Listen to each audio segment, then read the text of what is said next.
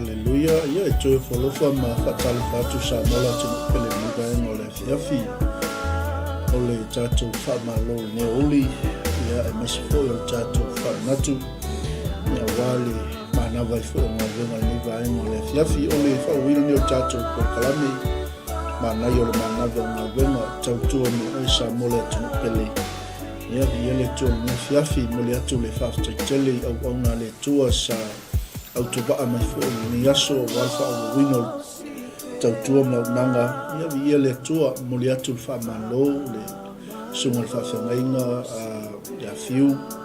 walesi maltato nanga tutulima le afi sautato ai mainu e maulela ia mesfo tapu ino tato taulanga fiafi nei va ino le fiafi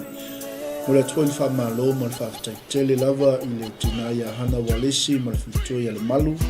Ia e tu sai foi maltato por kalame taia ona le la o le fato tua e olai e ia le tua ma lo le saili ma lo le tapena ia wale tua ma lo na finalo ngats foi le tato por kalame mamna e olai tapena ina le tinaya teia au ia vi le tua ma lo foi tinale saili ma lo le mole por kalame ma se faso ino lo pole tua ia wale momolino le finangalo le li le ia ma le fato tua o lo o le saufia stato por kalame o le olanga suia ma le tinaya niva saufoi ia ono misi foi o tulanga tato internet ia o lo ia se fali tonu le talo tau samo ia o le saufia ma ia por kalame tina ile vaenga o le tunu o mawai ia le se faina hafta tele tatalo hafta foi lango ia mas foi le tato proclame o le tatalo mataala sauni matapena ia len saunia mai le sunga au ia pasta tia fau sauce cream mai me le pone ia le li malo hafta tele mo proclame ia fa pe foi tato our testimony our mai futoia lo fulu mai malo ia whaftai malo lava le ngā lulu e sio tātou a inga malo fo i le whātoto malo fo i le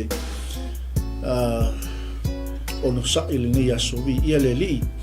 o le tātou porkalame au ni ngalo tali tu le lima ngā iatu tātou taulanga fiafi ia o le tātou porkalame fo i le alo anga iatu ilungo le tātou RCTV ia e mase fo i o le tātou Yesu o le whamalolonga i le tūlai ono tapena ina ile sunga le faith au ia tata ma yava ia ma fa solo to lava le tato por kalame o le fiafiana nei ia o lo tapena mai fo i tato tim mai Samoa le sunga ia plota i pao ma fito ia efna ia mai se fo i o le tato nanga se ia o lava le fiafiana nei le tato o tele mai le tala le leia Yesu Kiriso sunga le whawhengainga ia whamonti moana vini after tele mo le au nanga ia vi ia le tua ia le ngata fo ia ia o tātou pokalame o umon whatulanga i le taimi mo le taimi ia wale mo molino le finangano le tua ia i so se tuku ingo le ngila rangi ole upulea le poto i whaminatu mo tātou ia e sili ale tau le leia i lo o le suau e sili o tātou mana na o le tau le leia ia i lo le oloa e tele na maleanga le lei e sili leia e sili le ario ma le auro e whapena se tutula au atu fo le tātou manai o le manawa o ngaruenga le livaenga le fiafi fai le waianga ia tuilungo le ala ia tautua nalo saunga le mu tautua nalo soifua maloloina te wā ainga ia o lo tapu mai mota malawa whailoa e whiwhia le nei vaenga le fiafi tautua nale sao whatulanga ina o le usai lunga le ala ia maspo yusta ia tu la fono ia maspo i tato wanga atu le fiafi ia i leanga le leio le tua ia i le tato ainga o le tato whamnatu na ia sili le manao ina ia tau le leia i le manao i le oloa i tele maleanga le lei i sili le manao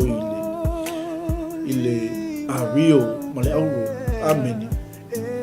o le tau le leia o se me sili o na tāua o se mea o lunga mai finangalo o le tua ina ia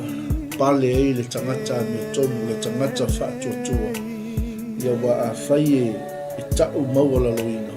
i tātou i mea tātou te whaia